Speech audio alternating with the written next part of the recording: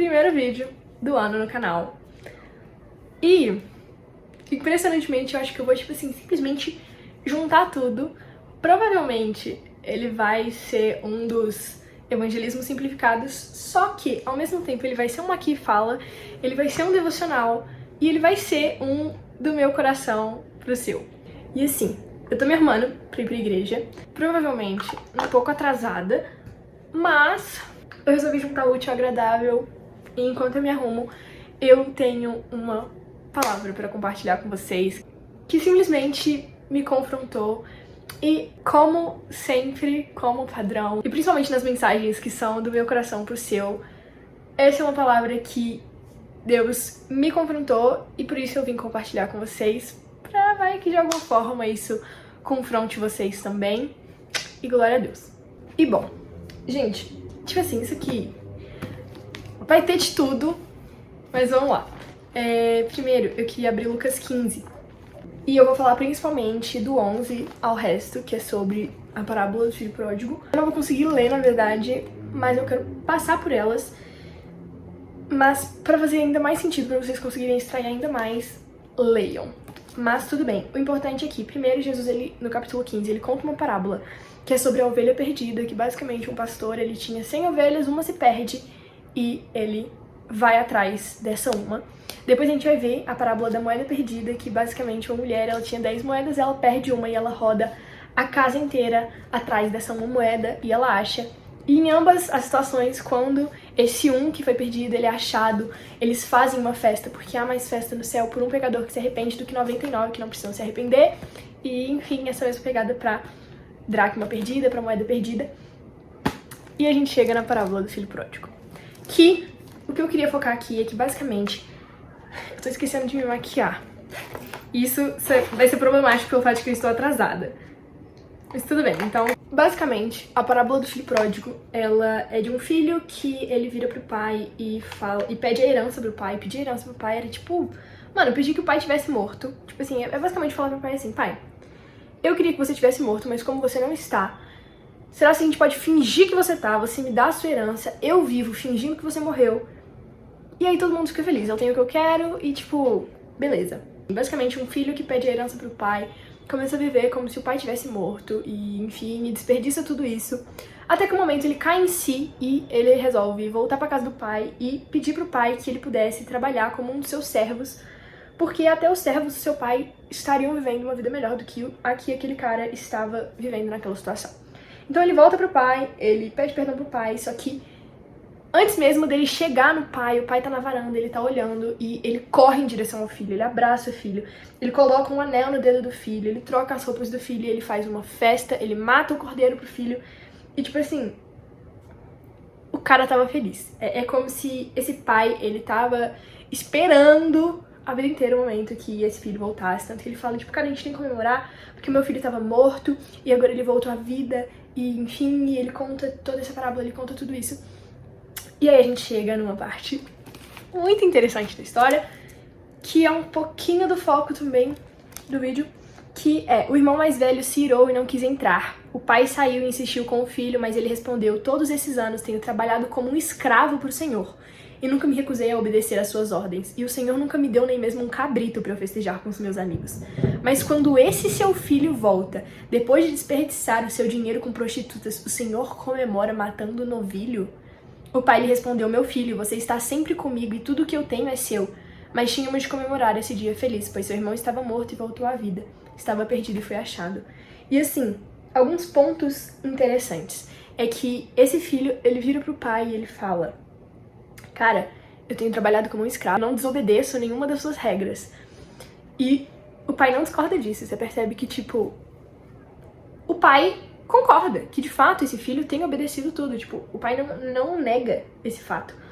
E eu acho muito forte no momento que o filho mesmo fala, tipo, eu tenho trabalhado como um escravo. A mentalidade desse filho, que não entendia que ele era filho e vivia na casa do pai, ele vivia na liberdade como um escravo. E que muitas vezes a gente mesmo faz isso, enfim, mas esse também não é o foco que eu quero entrar agora. A gente tem muita coisa que dá pra falar sobre essa parábola, mas eu tenho um foco muito específico aqui, então eu vou tentar manter o foco pra esse vídeo não ser, tipo, enorme. Mas tudo bem.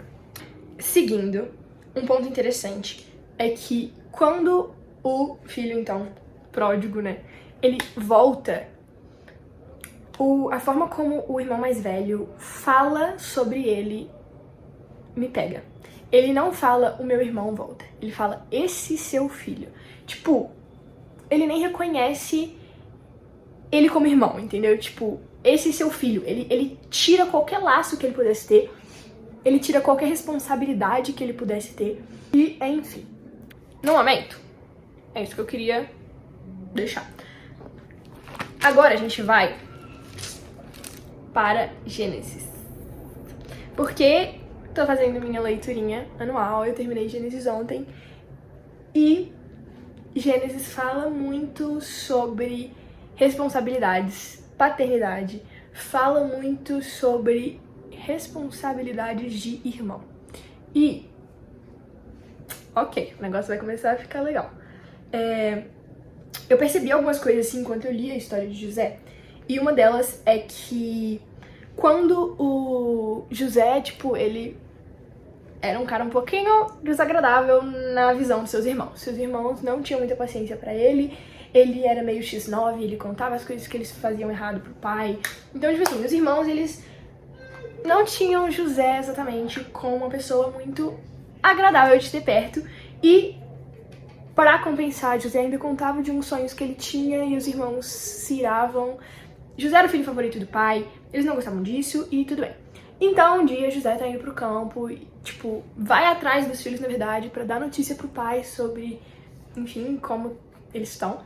E os filhos, que estavam super distantes do pai, estavam num lugar super distante, eles veem isso e eles falam, oh meu Deus, ali vem o sonhador. Vamos matá-lo. Só que Rúben é o filho mais velho de todos, é o primogênito de Jacó. Ele fala, tipo, não, vamos matar não e tal. Tá vendo essa cisterna aí vazia, sem água? Vamos jogar ele aí. E é isso, sabe? Tipo, pra que a gente vai derramar sangue? Afinal, ele é nosso irmão. E, enfim, então, eles concordam com isso, eles aceitam. E é basicamente isso que eles fazem. E Rúben dá essa ideia porque Rúben queria voltar lá depois. Porque, de alguma forma, ele tinha algum tipo de responsabilidade em cima de José. E ele foi omisso, mas assim, ele tinha um certo plano pra de alguma forma compensar. Enfim. E mais tarde, a gente vai perceber que, tipo assim, no momento em que José já era, não era rei, né? Ele era, tipo, era uma figura de muita autoridade no Egito. E ele manda trazer, então, Benjamim pra ele, e Jacó disse que não ia levar Benjamim, que Benjamim era tudo que restava pra ele, porque esse era o outro filho que Raquel tinha dado pra ele, e Raquel era sua favorita.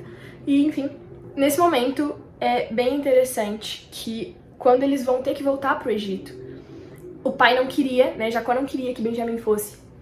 E aí, nesse momento, Rúben, ele fala, tipo assim, cara, eu me responsabilizo. Se Benjamim não voltar, você pode matar meus 2 filhos, enfim. Então, tipo assim, a gente percebe meio que essa responsabilidade que fica em cima do filho mais velho em relação aos filhos mais novos. E depois Judá também, que é um dos irmãos mais velhos de Benjamim, ele também se coloca na responsabilidade. E, enfim, todos esses que antes tinham sido omissos, eles entenderam a responsabilidade e eles fizeram isso por um motivo, que foi, eles viram o quão triste Jacó ficou quando José foi dado por morto. E agora, José tava velho, José tava prestes, tipo, ele tava, sei lá, perto de morrer, né, enfim. E os filhos, ainda que eles não fossem o favorito, sabe? Eles zelavam pelo pai. E esse zelo que eles tinham por Benjamim envolvia um profundo zelo que eles tinham por seu pai e essa profunda responsabilidade que eles tinham. Quando a gente passeia um pouco e a gente volta um pouco em Gênesis 1, na verdade 1 e 2, enfim, a gente percebe que Deus cria seres responsáveis. Isso é muito interessante. Vou esperar secar, enquanto isso eu vou falando. Deus criou seres responsáveis. E isso aqui é muito relevante. Porque Deus, ele tira satisfações, tipo, ele cobra aquilo que ele deixou sob responsabilidade. Nossa, Luísa, como assim? Tudo o que Deus, ele, tipo, por Deus ter criado seres responsáveis, nós, seres humanos, devemos prestar contas a Deus com aquilo que ele nos entrega. Então, quando o homem peca, Deus vai perguntar ao homem em relação a isso. Se Deus, ele te faz uma pergunta em relação a, tipo, como você tem cuidado disso, é porque de alguma forma ele entregou essa responsabilidade em cima de você.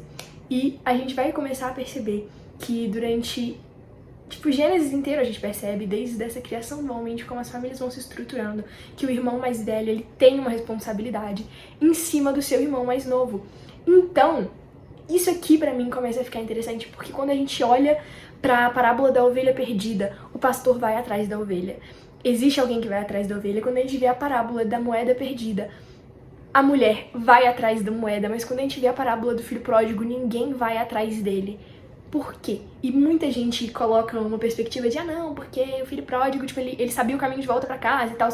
Só que, tipo, em todas as parábolas, tanto a ovelha, quanto a moeda, quanto o filho pródigo, todos eles representam pessoas. Então, se fosse só esse o sentido, sabe, seria muito raso. Mas a verdade é que ninguém vai atrás do filho pródigo, porque aquele que tinha a responsabilidade de zelar por ele estava mais preocupado consigo mesmo. Não reconhecia o seu irmão.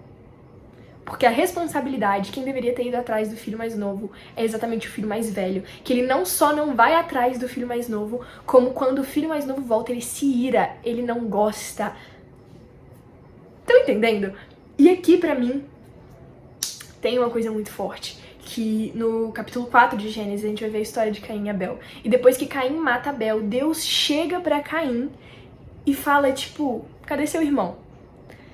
E de novo, Deus fez seres responsáveis e Deus pergunta pra Caim, cadê Abel? Cadê o irmão dele? Porque de alguma forma o irmão mais velho tem uma responsabilidade sobre o irmão mais novo. E então Caim responde, sei lá, acaso sou eu guardião do meu irmão? E a verdade é que sim, ele era guardião do seu irmão. Ele tinha uma tarefa em zelar pelo seu irmão. O que eu quero pegar aqui? Na parábola do filho pródigo, o filho mais velho, ele tinha essa responsabilidade de ir atrás do seu irmão, e entre tantos motivos pelos quais ele não faz isso, entre eles a gente encontra o fato de que ele não zelava por aquilo que o coração do seu pai zelava.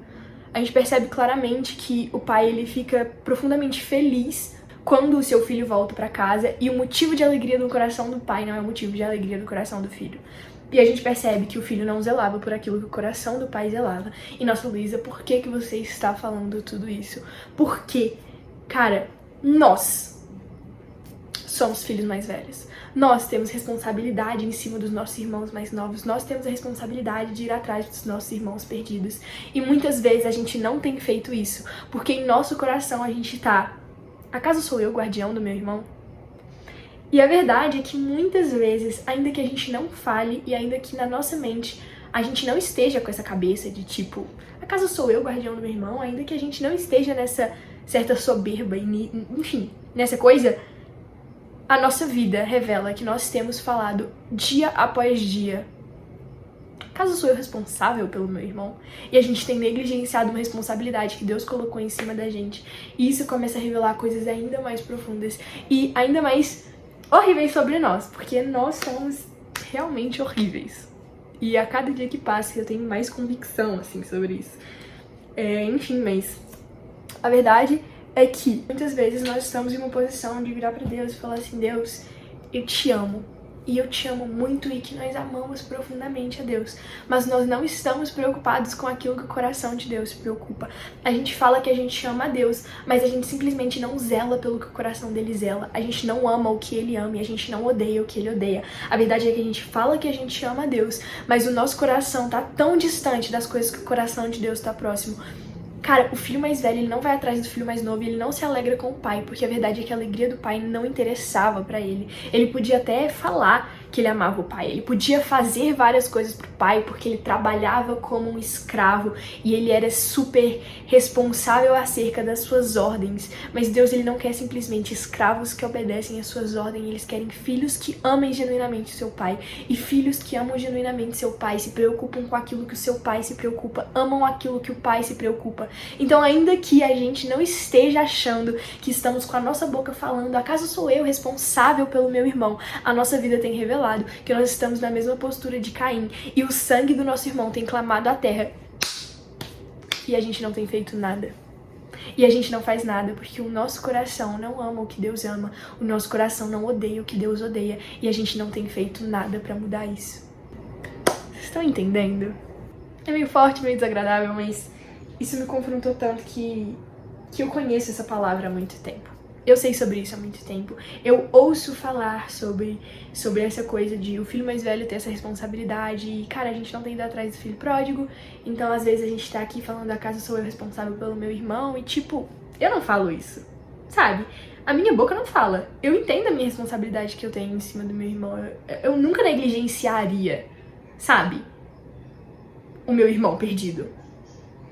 Mas então, por que eu não tenho ido lá fora procurar tantos filhos pródigos que estão perdidos, tantas pessoas que simplesmente estão sem esperança e não fazem ideia de que, cara, existe esperança. Sinceramente, se esse filho mais velho tivesse... Eu não vou conseguir passar meu irmão agora, então eu vou passar daqui a pouco, mas sinceramente, se esse filho mais velho ele tivesse ido atrás do irmão mais novo, você acha mesmo que o irmão mais novo teria demorado tanto e teria se martirizado tanto e teria se autocondenado tanto ao ponto de ter demorado pra ir pra casa do pai e ter chegado lá falando que queria ser como um dos servos dele? Cara, se o filho mais velho simplesmente tivesse ido atrás e falado, cara, meu pai sente sua falta, existe um lugar pra você, existe um espaço pra você ainda, tudo bem, você foi, você saiu, você gastou, mas cara, o que é meu é seu, volta. Porque é verdade, o pai fala pro filho, filho, tudo que eu tenho é seu, e era verdade, porque o filho mais novo já tinha tido a herança, então literalmente tudo que o pai tinha era a herança do filho mais velho. E se esse filho mais velho tivesse ido e falado, cara, vem, sabe, o que eu tenho é seu, volta pra casa, meu pai sente a sua falta. E o que a gente tem feito, sabe? A gente tem realmente se preocupado com as pessoas que estão lá fora sem esperança, achando que não existe amor, que não existe lugar, que Deus não quer mais saber deles, que não existe espaço, que eles realmente gastaram todas as suas tentativas, eles gastaram toda a sua herança, eles gastaram tudo que tinha pra eles, que simplesmente não existe mais esperança, não tem mais o que fazer. Cara, sabe por que as pessoas estão lá fora com essa mentalidade? Porque as pessoas chegam pra Deus e falam, Deus, deixa eu pelo menos ser um servo seu, sabe? Sem nem aceitar que existe a possibilidade de ser filho, exatamente porque os filhos mais velhos estão muito preocupados com o seu próprio cabrito, em festejar com os seus amigos e ficar irado quando um filho mais novo se arrepende e volta pra casa. Cara, que habilidade é essa? Enfim, eu não sei se estou conseguindo passar com a profundidade que eu gostaria, mas... cara, a gente precisa começar a entender a responsabilidade que tá em cima da gente. A gente tem que começar a realmente se colocar numa posição de se arrepender e falar, tipo, Deus, me perdoa por dizer que eu te amo e não ter amado as coisas que você ama. Me perdoa por dizer que eu te amo e simplesmente não me importar com aquilo que está no seu coração. Me desculpa por dizer que eu te amo e simplesmente, ao mesmo tempo, falar, acaso sou eu guardião do meu irmão? Tipo, cara, a gente vê a vida de Jesus. O coração dele ia atrás de pessoas, o coração dele queimava por pessoas. Ele estava constantemente fazendo isso. A gente não tem dúvida de que o coração de Deus, ele deseja e ele ama e ele busca pessoas. Então, se nós somos filhos que dizemos amar o nosso pai, a gente não deveria amar as coisas que ele ama, a gente não deveria gastar a nossa vida em entregar pra ele aquilo que vai satisfazer o seu coração. Mas a verdade é que isso está muito longe do nosso desejo. A verdade é que ainda que a gente não expresse isso de forma explícita e com a nossa boca, a nossa vida constantemente tem dito pra Deus, acaso sou eu guardião do meu irmão?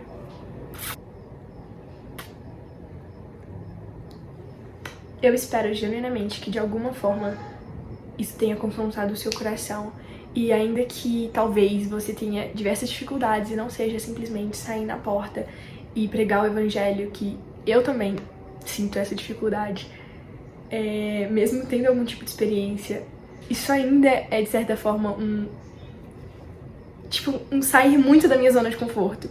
Então ainda que talvez você não simplesmente saia dessa porta e de repente esse vídeo despertou todo o seu amor e compaixão pelo perdido, mas que pelo menos tenha despertado um constrangimento de você poder chegar no seu quarto e se dobrar e implorar pra Jesus que ele gere amor e compaixão no seu coração, pra que você ame os perdidos assim como Deus ama, pra que você ame aquilo que ele ama.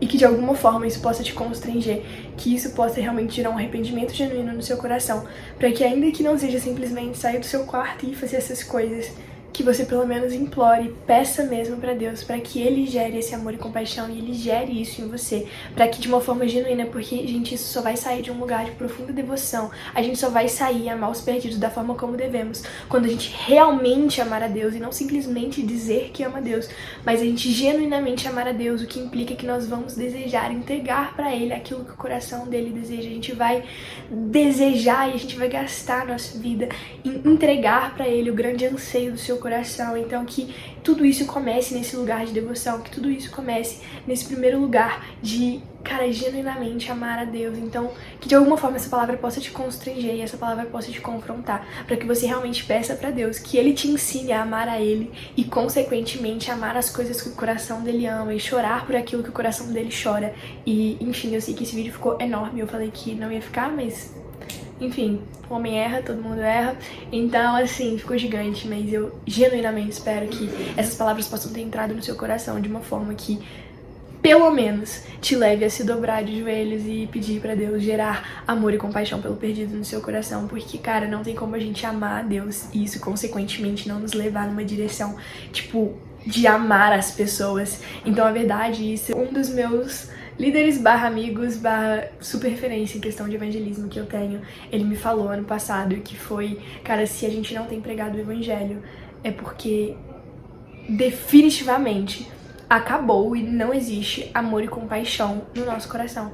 Porque essa é a única explicação pelo qual nós não pregamos. Se nós não estamos pregando, nosso amor e compaixão acabou há muito tempo. E isso precisa confrontar a gente.